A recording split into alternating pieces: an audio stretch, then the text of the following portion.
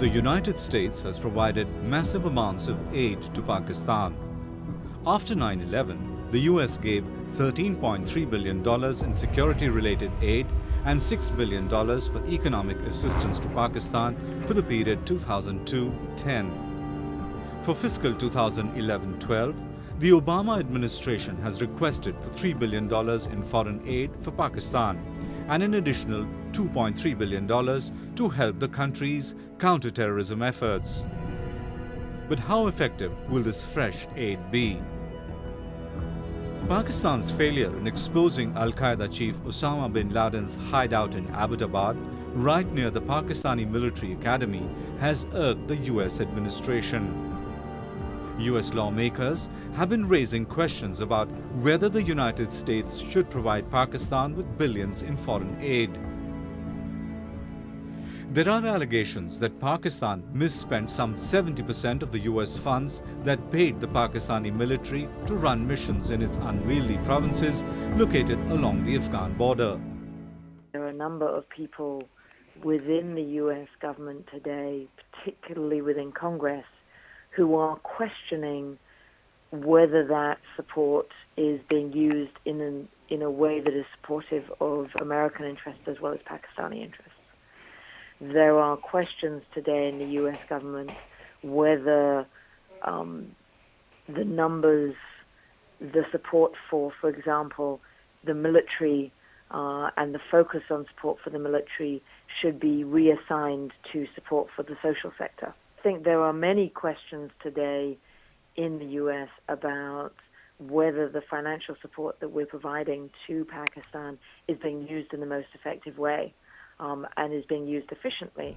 Since the US-led war on terrorism in Afghanistan enters a new and crucial stage, Washington sees Pakistan as strategically essential.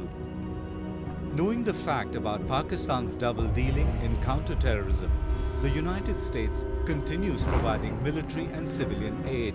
How long do we support U.S. Senator from Vermont, Patrick Leahy, asked the chairman of the Joint Chiefs of Staff, Admiral Mike Mullen, why the United States continue to support the Pakistani government. Mullen struck a cautious note.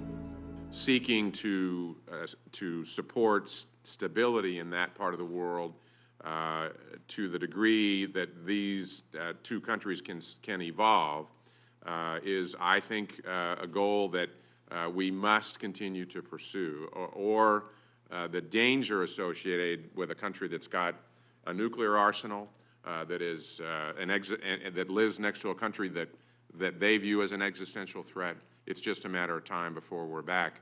I don't think that there is a chance that the United States is going to stop providing aid to Pakistan. I think that the United States might lower its level of assistance. I think it might make its assistance more conditional. I think it might reassign assistance away from the military and towards social and economic ends. But I do not think that the United States is going to stop assistance to Pakistan. The United States is providing financial aid to a nation whose premier spy agencies, the ISI and military intelligence MI, have a close alliance with Al-Qaeda and the Taliban, the extremists responsible for terror strikes worldwide. Washington must admit that Islamabad will never give up the Taliban and will continue to divert financial aid to its eastern border with India rather than its western border to fight the Taliban. After Bin Laden's killing in the heartland of Pakistan, the US must restrict its $1 billion financial aid to Pakistan.